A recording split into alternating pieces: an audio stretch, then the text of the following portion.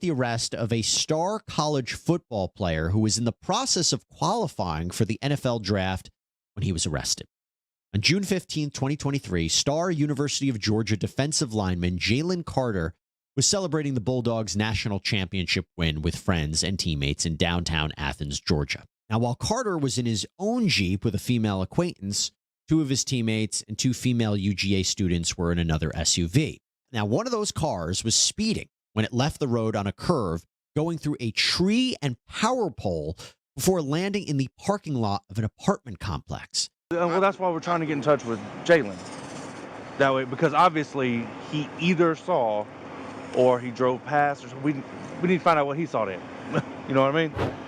Meanwhile, police, EMTs, firefighters, other first responders, they are dealing with an absolutely catastrophic accident scene where 20-year-old UGA offensive lineman Devin Willock and 24-year-old recruiting analyst Chandler LaCroix ended up dying in the crash. Investigators say alcohol impairment, reckless driving, and speed were significant factors. By the way, the first responders were having to do all of their work basically in the dark because the crash took out the power pole. Officers had to shut down a large stretch of road while they tried to figure out what happened. Now, one of the officers interviewed two other football players who had been nearby when the crash happened, but they didn't see it. They say that Jalen Carter called them to tell them the SUV had crashed. Carter ended up coming back to the scene to speak with the sergeant about what he witnessed. Jalen, Sergeant Schulte with the police department. Sorry we got to meet like this, bud. Yeah, I was coming. I was actually behind them because... How far behind them were you? I was like, I don't know no feet or inches like that. Rough guess. Put it in yards for me. Oh. How fast were y'all going? I wasn't going fast. What were you driving? My car over there. What kind of car is it, buddy? Jeep. Okay.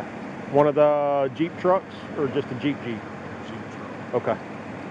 So you're following them to Waffle House. You're behind them.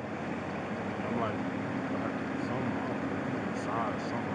Not the side, but I'm behind or something like that. It just So you're dark. pretty close to them. Yeah. You're not too far behind them. So you see them go through this pops, you go underneath it before this falls down, and you come to a stop on the other side of it. Yeah, that's when I called them. And Did you call 911 after you called your teammates? Okay, so somebody that lives in the complex did that I for saw us. a lot of people come down. And Okay. I saw some lights up there, and I think it was on the phone. All right, so the next question I'm going to ask you, I need you to be honest with me, okay? Were you guys racing to Waffle House? I wasn't. Because I can tell you right now from looking at the damage to that car, they were moving. Yeah, they was drunk. Okay. That's What makes you say that? Because I seen them downtown, but I wouldn't say like I was with them. I was just walking. They was Okay. like laughing, you know. Yes, sir. That's it. You know who was driving that one? I think it was one of the girls. Okay, how do you know the girls? What do they do? They were part of football. Everybody part of football. We started driving a little bit, and the turn came up. And then that's when I slowed down because it was pretty dark on that road. I couldn't see if it was actually a turn, so I slowed down to be safe. And then that's when I seen her car come past my car, and she veered off the road. I feel like on the average speed. Okay. And I looked behind to see where she was, and that's when I seen her zoom past me. And then the turn came, and then she veered off the road. And that's what happened.